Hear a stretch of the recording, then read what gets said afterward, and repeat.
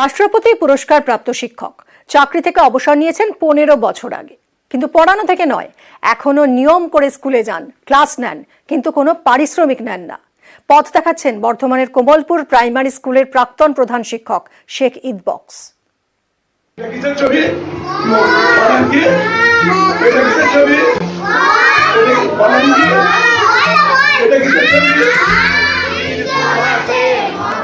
ইনি শেখ ইদবক্স 2009 সালে চাকরি থেকে অবসর নিয়েছেন। তখন ছিলেন এই স্কুলের প্রধান শিক্ষক, কিন্তু শিক্ষকতা থেকে অবসর নেননি। আজও নিয়ম করে স্কুলে পৌঁছন, ক্লাস নেন।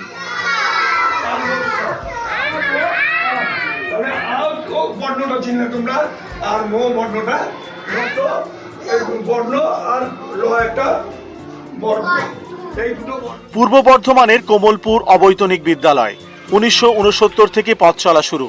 এখন পড়ুয়া 111 জন, শিক্ষক 5 জন।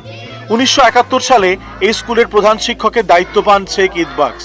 শিক্ষাক্ষেত্রে নানা কাজের জন্য 2008 সালে রাষ্ট্রপতি পুরস্কার পান। পরের বছর জানুয়ারি মাসে অবসর নেন, কিন্তু স্কুলের প্রতি ভালোবাসাকে সরাতে পারেননি। তাই নতুন ইনিংস শুরু। ফের স্কুলে যাওয়া শুরু করেন, একেবারে নিয়ম মেনে ক্লাস করান, কিন্তু কোনো পারিশ্রমিক নেন না। পড়াতে ভালো লাগে তাই পড়ান। অবসরের পরেও এভাবে পথ দেখাচ্ছেন বছর 75-এর ইদবক্স।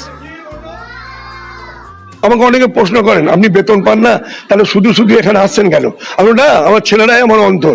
আমার এই ছেলেদের যদি একটু পড়াতে পারি, একটু শেখাতে পারি, একটু মূল্যবোধের শিক্ষায় শিক্ষিত করে যদি তাদেরকে সুনাগরিক করে তুলতে পারি, এটাই আমার জীবনের সবচেয়ে বড় প্রাপ্তি বলে আমি মনে করি। সেই জন্য আমি বিদ্যালয়ে আছি এবং বিদ্যালয়ে ছেলেদের মধ্যে থাকি।